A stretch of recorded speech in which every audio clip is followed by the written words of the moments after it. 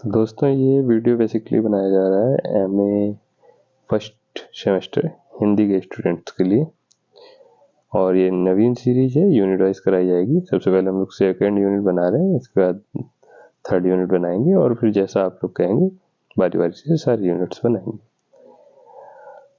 तो इसमें मेन आपको 4 यूनिट हैं और बारी बारी से अपन चारों यूनिट पढ़ेंगे।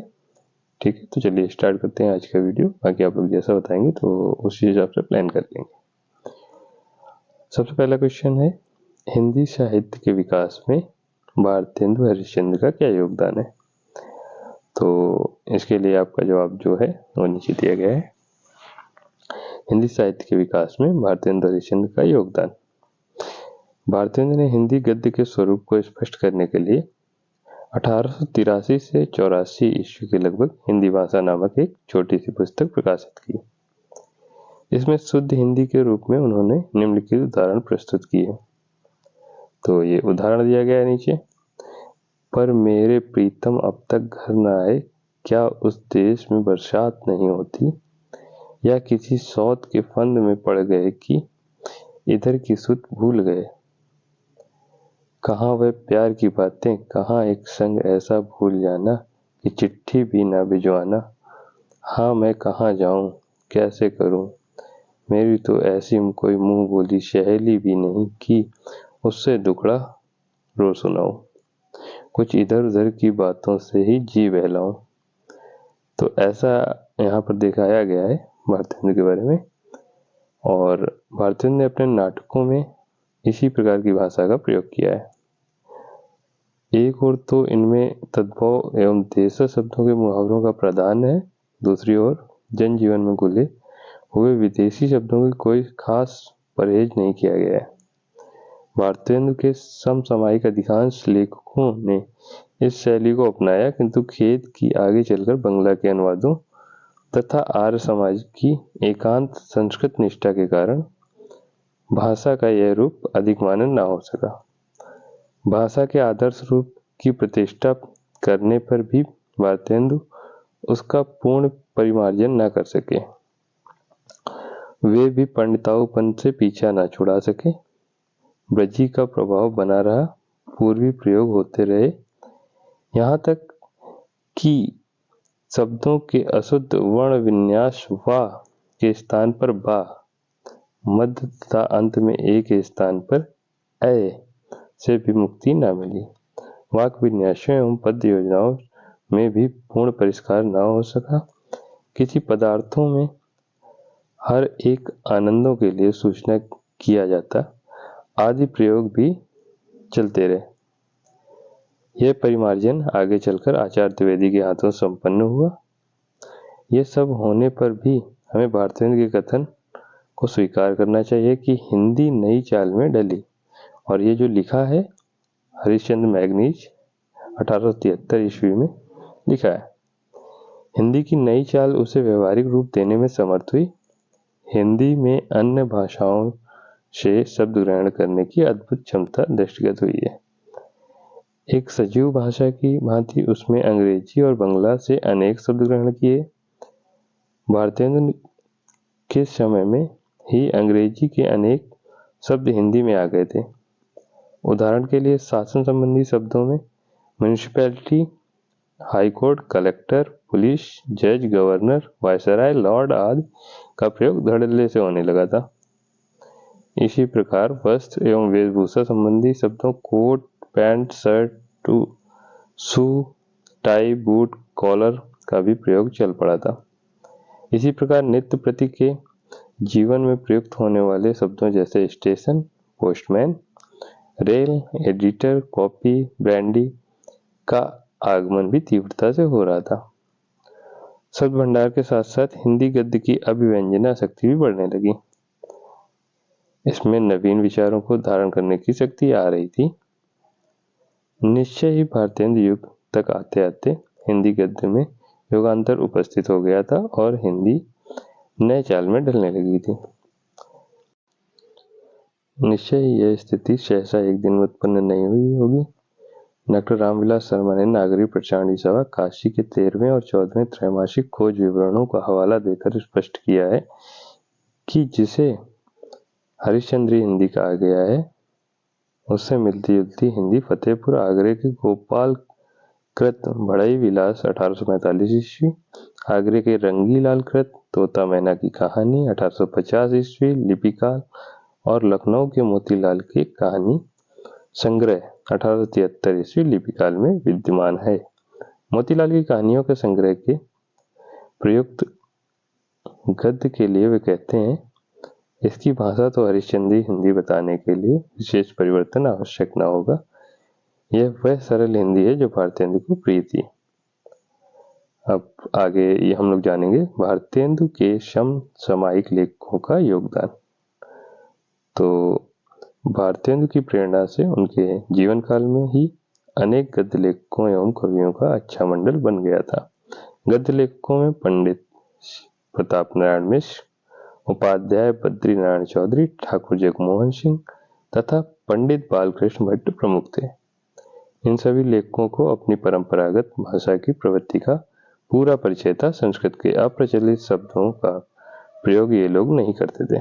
साथ ही आवश्यकता अनुसार अन्य भाषाओं के शब्द लेने में भी इन्हें हिचक न थी।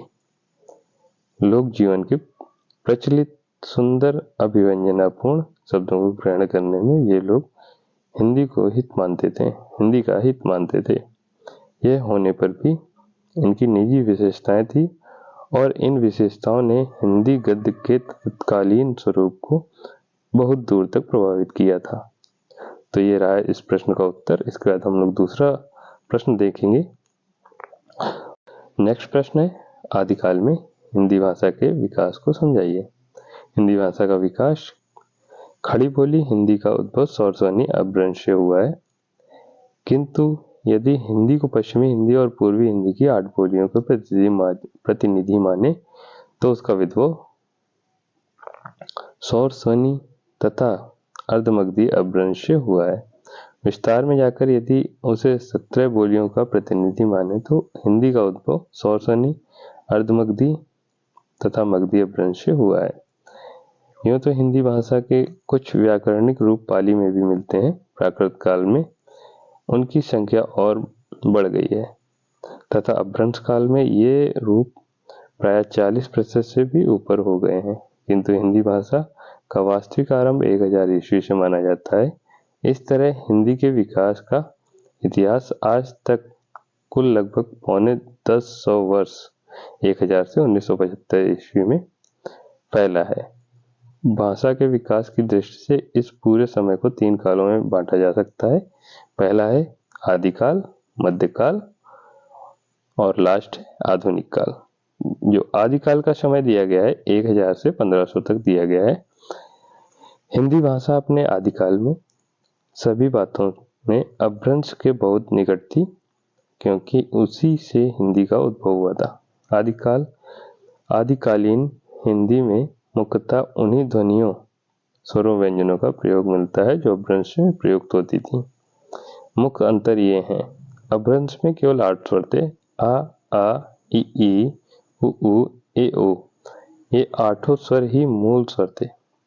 आदिकालीन हिंदी में 2 नए स्वर ऐड हुए, अ, औ विकसित हो गए, जो संयुक्त स्वर थे तथा जिनका उच्चारण क्रमशः अ, औ था। इसके बाद आपका चा, छा, जा, झा संस्कृत, पाली, प्राकृत और अपभ्रंश के स्पर्श व्यंजन थे, किंतु आदिकालीन हिंदी में आकर ये स्पर्श संघर्षी हो गए और तब से अब तक ये स्पर्श संघर्षी ही हैं। नारा, लाशा संस्कृत, पाली, प्राकृत और अपभ्रंश में दंत ध्वनियां थे। आदिकाल में ये वर्ष हो गए। अपभ्रंश में डा, ढा व्यंजन नहीं थे। आदिकालीन हिंदी में इनका विकास हुआ। ना, मा, ला पहले संयुक्त व्यंजन थे, अब वे क्रमशः ना, मा, ला के महाप्राण रूप को हो गए, अर्थात संयुक्त व्यंजन न रहकर मूल व्यंजन हो गए। संस्कृत फारसी आदि से कुछ शब्दों के आ जाने के कारण कुछ नए संयुक्त व्यंजन हिंदी में आ गए जो अपभ्रंश में नहीं थे। कुछ अपभ्रंश शब्दों के लोप के कारण कुछ ऐसे संयुक्त व्यंजनों, स्वरानुक्रमों तथा व्यंजनानुक्रमों का लोप की भी संभावना हो सकती है जो अपभ्रंश में थे। आदिकालीन हिंदी का व्याकरण 1000 से 1100 ईस्वी के आसपास तक अपभ्रंश के बहुत निकट था। भाषा में काफी रूप ऐसे थे जो अपभ्रंश के थे, किंतु धीरे धीरे अपभ्रंश के व्याकरणिक रूप कम होते गए और हिंदी के अपने रूप विकसित होते गए। धीरे धीरे 1500 ईस्वी तक आते आते हिंदी अपने पैरों पर खड़ी हो गई और अपभ्रंश के रूप प्राय प्रयोग निकल गए। आदिकालीन हिंदी का व्याकरण समवेतत अपभ्रंश व्याकरण से इन बातों से भिन्न है। यहाँ पर आपको भिन्नता दिखाई गई है। अपभ्रंश काफी हद तक संयोगात्मक भाषा थी। क्रिया तथा कारकी रूप संयोगात्मक होते हैं, किंतु आदिकालीन हिंदी में वियोगात्मक रूपों को प्रधान हो चला। सहायक क्रियाओं तथा परसर्गों मतलब कारक चिन्हों का प्रयोग काफी होने लगा और धीरे धीरे संयोगात्मक रूप कम होते गए और उनका स्थान वियोगात्मक रूप लेते गए। नपुंसक लिंग एक सीमा तक अपभ्रंश में था, यद्यपि संस्कृत, पाली, प्राकृत की तुलना में उसकी स्थिति अस्पष्ट सी होती जा रही थी। आदिकालीन हिंदी प्रयोगों में नपुंसक लिंग का प्रयोग प्राय पूर्णतः समाप्त हो गया। गोरखनाथ की रचनाओं में कुछ प्रयोगों को कुछ लोगों ने नपुंसक लिंग का माना है, किंतु यह मान्यता पूर्णतः असंदिग्ध नहीं कही जा सकती है।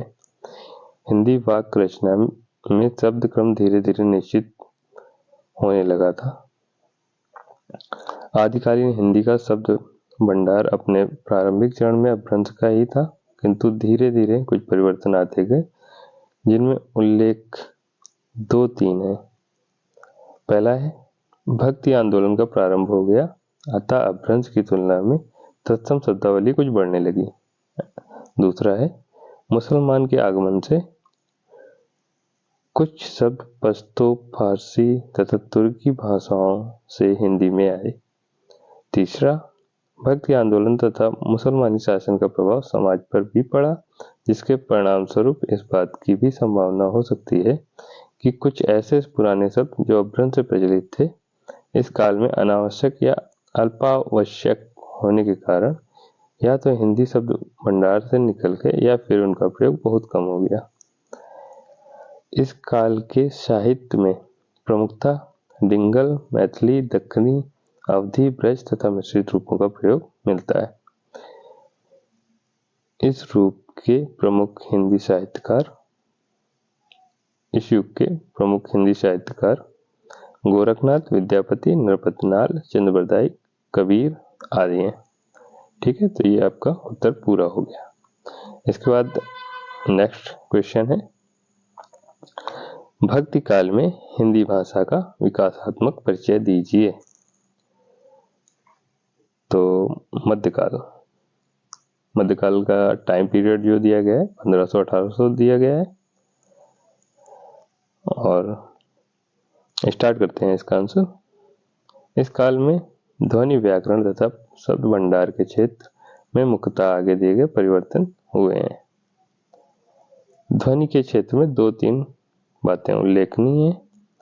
पहली है फारसी की शिक्षा की कुछ व्यवस्था तथा दरबार में फारसी का प्रयोग होने से उच्च वर्ग में व्यंजन आ गए। फारसी का प्रचार हुआ, जिसके कारण उच्च वर्ग के लोगों की हिंदी में का, खा, गा, जा, पा ये 5 व्यंजन आ गए। दूसरा है शब्दांत का आ कम से कम मूल व्यंजन के बाद आने पर लुप्त हो गया, अर्थात राम का उच्चारण राम होने लगा, किंतु भक्त जैसे शब्दों में जहां आ के पूर्व संयुक्त व्यंजन था, आ बना रहा। कुछ स्थितियों में अकारांत मतलब जो आ से फिनिश होते हैं, ठीक है, तो अकारांत आ का भी लोप होने लगा। उदाहरण के लिए आदिकालीन जप्ता अब उच्चारण जप्ता हो गया। तीसरा है हा के पहले का आ कुछ स्थितियों में ए जैसा उच्चारित होने लगा, अहमद को अहमद पढ़ने लगे। ठीक है, और इसके बाद व्याकरण के क्षेत्र में भी मुख्यतः 3 ही बातें उल्लेखनीय। पहली बात है, इस काल में हिंदी भाषा व्याकरण के क्षेत्र में पूरी तरह अपने पैरों पर खड़ी हो गई। अपभ्रंश के रूप प्रायः हिंदी से निकल गए। जो कुछ बचे थे वे ऐसे थे जिन्हें हिंदी ने आत्मसात कर लिया था। सेकंड, भाषा आदिकालीन भाषा की तुलना में और भी वियोगात्मक हो गई। संयोगात्मक रूप और भी कम हो गए, पर सर्गों तथा सहायक क्रियाओं का प्रयोग और भी बढ़ गया। तीसरा, उच्च वर्ग में फारसी का प्रचार होने के कारण हिंदी वाक्य रचना फारसी से प्रभावित होने लगी। शब्द भंडार की दृष्टि से ये बातें मुख्य हैं। पहली बात, इस काल में आते आते काफी शब्द फारसी लगभग 3500, अरबी लगभग 2500, पश्तो लगभग 50 तथा तुर्की लगभग 125 से हिंदी में आ गए और उनकी संख्या लगभग 600 हो गई। भक्ति आंदोलन के चरम बिंदु पर पहुंचने के कारण तत्सम शब्दों का अनुपात भाषा में और भी बढ़ गया। तीसरा, यूरोप से संपर्क होने के कारण कुछ पुर्तगाली, स्पेनी, फ्रांसीसी तथा अंग्रेजी शब्द भी हिंदी में आ गए। इस काल में धर्म की प्रधानता के कारण राम स्थान की भाषा अवधी तथा कृष्ण स्थान की भाषा ब्रज में ही विशेष रूप से साहित्य रचा गया। यूँ दक्षिणी उर्दू, डिंगल, मैथिली तथा खड़ी बोली में भी साहित्य रचना हुई। इस काल के प्रमुख साहित्यकार जायसी, सूर, मीरा, तुलसी, केशव बिहारी, भूषण देव हैं। ये हो गया आपका इसका आंसर समाप्त। एंड नेक्स्ट क्वेश्चन इज, आधुनिक काल में हिंदी भाषा के विकास एवं प्रगति का संक्षिप्त विवेचन कीजिए। तो आधुनिक काल आपका इसका टाइम पीरियड है 1800 से अब तक। आधुनिक कालीन हिंदी में ध्वनि क्षेत्र में निम्नलिखित बातें उल्लेखनीय हैं। तो हम लोग डिस्कस करेंगे इसको। आधुनिक काल में शिक्षा के व्यवस्थित प्रचार के कारण तथा प्रारंभ में हिंदी प्रदेश में अनेक क्षेत्रों में कचहरियों की भाषा उर्दू होने के कारण का, खा, गा, जा, फा जो मध्यकाल में केवल उच्च वर्गों के फारसी पढ़े लिखे लोग तक ही प्रचलित थी, इस काल में प्रायः 1947 ईस्वी तक सुशिक्षित लोगों में खूब प्रचलित हो गई। किंतु स्वतंत्रता के बाद स्थिति बदली है और अंग्रेजों में प्रयुक्त होने के कारण जा, फा तो एक सीमा तक अब भी प्रयोग में है, किंतु का, खा, गा के ठीक प्रयोग में कमी आई है। नई पीढ़ी कुछ अपवादों को छोड़कर इनके स्थान पर का, खा, गा, आप इसका अंतर देख के समझ रहे होंगे, ठीक है। तो का, खा, गा बोलने लगी है। दूसरा, अंग्रेजी शिक्षा के प्रचार के कारण कुछ बहुशिक्षित लोगों द्वारा जैसे कॉलेज, डॉक्टर, ऑफिस, कॉफी आदि में हिंदी भी प्रयुक्त हो रही है। तीसरा, अंग्रेजी शब्दों के प्रचार के कारण कुछ नए संयुक्त व्यंजन जैसे डा हिंदी में प्रयुक्त होने लगे। चौथा, स्वरों में अ, औ हिंदी में आदिकाल में आए थे। इनका उच्चारण अ, औ या अर्थात ये संयुक्त स्वर थे। आधुनिक काल में मुख्यतः 1940 ईस्वी के बाद अ, औ की स्थिति कुछ भिन्न हो गई। इस संबंध में 3 बातें उल्लेखनीय हैं। पहली, पश्चिमी हिंदी क्षेत्र में ये स्वर सामान्यतः मूल स्वर रूप में उच्चारित होते हैं। दूसरी, पूर्वी हिंदी क्षेत्र में अब भी ये अ, औ रूप में संयुक्त स्वर के रूप में प्रयुक्त होते हैं। तीसरी, नया व्याकरण कौवा जैसे शब्दों में हिंदी तथा पूर्वी दोनों ही क्षेत्रों में अ, औ का उच्चारण क्रमशः संयुक्त स्वर अ, औ रूप में होता है।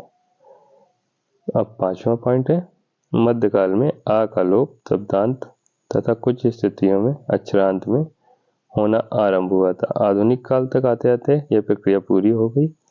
अब हिंदी में उच्चारण में कोई भी शब्द अकारांत नहीं है। छठवां पॉइंट, वह ध्वनि आदिकाल तथा मध्यकाल में कुछ अपवादों को छोड़कर प्रायः द्योष्ट रूप में उच्चारित होती थी। अब वे कुछ अपवादों को छोड़कर हिंदी में काफी शब्दों में कम से कम पश्चिमी क्षेत्र में दंत्योष्ट रूप में उच्चारित होती है। व्याकरण की दृष्टि से अधोलिखित बातें कही जा सकती हैं। पहली, आदिकाल में हिंदी की विभिन्न बोलियों के व्याकरणिक अस्तित्व का प्रारंभ हो गया था, किंतु काफी व्याकरणिक रूप ऐसे थे जो आसपास के क्षेत्रों में समान थे। मध्यकाल में उनमें इस प्रकार के मिश्रण में काफी कमी हो गई थी। सूर बिहारी देव आदि की ब्रजभाषा तथा जायसी तुलसी आदि की अवधि इस बात का प्रमाण है। आधुनिक काल तक आते आते ब्रज, अवधी, भोजपुरी, मैथिली आदि कई बोलियों का व्याकरणिक अस्तित्व इतना स्वतंत्र हो गया कि उन्हें बड़ी सरलता से भाषा की संज्ञा दी जा सकती है। सेकंड, हिंदी प्रायः पूर्णतः एक वियोगात्मक भाषा हो गई है। थर्ड, प्रेस, रेडियो, शिक्षा तथा व्याकरणिक विश्लेषण आदि के प्रभाव से हिंदी व्याकरण का रूप काफी स्थिर हो गया है। कुछ अपवादों को छोड़कर हिंदी व्याकरण का मानक रूप सुनिश्चित हो चुका है। व्याकरण के इस स्थिरीकरण में आचार्य महावीर प्रसाद द्विवेदी का मुख्य हाथ रहा है। चौथा पॉइंट है, मध्यकाल में हिंदी वाक्य रचना एक सीमा तक फारसी से प्रभावित हुई है। आधुनिक काल में अंग्रेजी शिक्षा का प्रचार फारसी की तुलना में कहीं अधिक हुआ है। साथ ही समाचार पत्रों, रेडियो तथा सरकारी कामों में प्रयोग के कारण भी अंग्रेजी हमारे अधिक निकट आई है। इसका परिणाम यह हुआ है कि हिंदी भाषा वाक्य रचना, मुहावरों और लोकोक्ति आदि के क्षेत्र में अंग्रेजी से बहुत अधिक प्रभावित हुई है। उदाहरण के लिए, मैं सोने जा रहा हूँ, I am going to sleep का अनुवाद है तो वह आदमी जो कल बीमार था आज मर गया। The man who fell ill yesterday expired today का अनुवाद है। ठीक है। इसी तरह प्रकाश डालना, मुहावरा टू थ्रो लाइट ऑन का अनुवाद है तो आवश्यकता आविष्कार की जननी लोकोक्ति, necessity is the mother of invention का। अंग्रेजी ने विराम चिन्हों का माध्यम से ही हिंदी वाक्य रचना को प्रभावित किया है। पांचवा पॉइंट आपका है,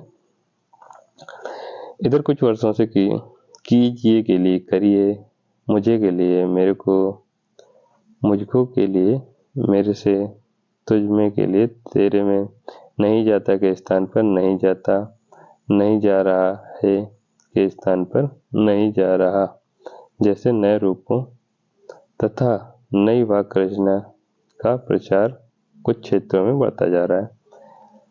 अर्थात हिंदी भाषा की रूप रचना तथा वाक्य रचना में परिवर्तन हो रहा है। शब्द भंडार की दृष्टि से 1800 से अब तक की आधुनिक काल को सामान्यतः 6-7 उपकालों में विभाजित किया जा सकता है। 1800 से 1850 ईस्वी तक हिंदी शब्द भंडार मोटे रूप से वही था जो मध्यकाल के अंतिम चरण में था। अंतर केवल यह है कि धीरे धीरे अंग्रेजी के आधिकारिक शब्द हिंदी भाषा में आते जा रहे थे। 1850 से 1900 ईस्वी तक अंग्रेजी के और शब्दों के आने के अतिरिक्त आज समाज के प्रचार प्रसार के कारण तत्सम शब्दों का प्रयोग बढ़ा और कुछ पुराने तद्भव शब्द परिनिष्ठित हिंदी से निकल गए। 1900 ईस्वी के बाद द्विवेदी काल तथा छायावाद काल के अनेक कारणों से तत्सम शब्दों का प्रयोग बढ़ना प्रारंभ हो गया। प्रसाद पंत और महादेवी वर्मा का पूरा साहित्य इस दृष्टि से दर्शनीय है। इसके बाद प्रगतिवादी आंदोलन के कारण तद्भव शब्दों का प्रयोग में पुनः वृद्धि हुई तथा तत्सम शब्दों के प्रयोग में काफी कमी हुई। सन 1947 तक लगभग यही स्थिति रही। इसके बाद के शब्द भंडार में कई बातें उल्लेखनीय हैं। पहली बात, अब बारी बारी से हम लोग बातें देखेंगे क्या क्या चीजें उल्लेखनीय हैं। अनेक पुराने शब्द नए अर्थों के में प्रचलित हो गए। उदाहरण के लिए सदन राज्यसभा, लोकसभा के लिए, दोनों सदनों के लिए, मतलब अगर सदन यूज कर रहे हैं तो राज्यसभा लोकसभा के रहेगा, ठीक है। और दूसरा है नई आवश्यकता की पूर्ति के लिए क्षणिका, फिल्माना, घुसपैठिया जैसे बहुत से नए शब्द हिंदी में आ गए। साहित्य में नाटक, उपन्यास, कहानी और कविता की भाषा बोलचाल के बहुत निकट है। उसमें अरबी, फारसी तथा अंग्रेजी के जन प्रचलित शब्दों का काफी प्रयोग हो रहा है, किंतु आलोचना की भाषा अब भी एक सीमा तक तत्सम शब्दों से काफी लदी हुई है। इधर हिंदी को पारिभाषिक शब्दों की बहुत आवश्यकता पड़ी है, क्योंकि वह अब विज्ञान, वाणिज्य, विधि आदि की भी भाषा है। इसकी पूर्ति के लिए अनेक शब्द अंग्रेजी, संस्कृत आदि से लिए गए हैं तथा अनेक नए शब्द बनाए गए हैं। स्वतंत्रता से पूर्व हिंदी में मुश्किल से 5-6 हजार पारिभाषिक शब्द थे, किंतु अब उनकी संख्या लगभग 1 लाख है और दिनों दिन उसमें वृद्धि होती जा रही है। हिंदी शब्द भंडार अनेक प्रभावों को ग्रहण करते हुए तथा नए शब्दों से समृद्ध होते हुए दिनों दिन अधिक व्यापक होता जा रहा है, जिसके परिणाम स्वरूप हिंदी अपनी अभिव्यंजना में अधिक सटीक, निश्चित, गहरी तथा समर्थ होती जा रही है। किसी भाषा के प्रचार क्षेत्र में जैसे जैसे विस्तार होता है, उसके एकाधिक रूप विकसित होते जाते हैं। जैसे एग्जाम्पल के लिए दिया गया है, इंग्लैंड, अमेरिका, ऑस्ट्रेलिया की अंग्रेजी, ध्वनि व्यवस्था, रूप, रचना, वाक्य गठन तथा शब्द भंडार किसी भी दृष्टि से पूर्णतः एक नहीं है। हिंदी के साथ भी वह स्थिति आती जा रही है। संविधान के 351वें अनुच्छेद के अनुसार संपर्क भाषा के रूप में जिस हिंदी का विकास होना है, वह कम से कम शब्द भंडार के क्षेत्र में भारत की प्रायः सभी भाषाओं से कुछ न कुछ ग्रहण करेंगी। इस प्रकार राष्ट्रभाषा के रूप में उसका स्वरूप एक प्रकार से सार्वदेशिक होगा। नागपुर में हुए विश्व हिंदी सम्मेलन 1975 में इस दिशा में स्वदेश विदेश के हिंदी विद्वानों ने यथेष्ट विचार विमर्श के उपरांत उपर्युक्त निष्कर्ष से ही सहमति प्रकट की और हिंदी को राष्ट्रभाषा के साथ ही विश्व की एक प्रमुख भाषा के रूप में प्रतिष्ठित करने के संकल्प व्यक्त किया। तो दोस्तों, ये था यूनिट 2। अभी यूनिट 3 हम लोग कल स्टार्ट करेंगे, तो आई होप आप लोगों को मदद मिलेगी एग्जाम में। ठीक है, इसी के साथ हम लोग आज का सेशन समाप्त करते हैं। Thank you.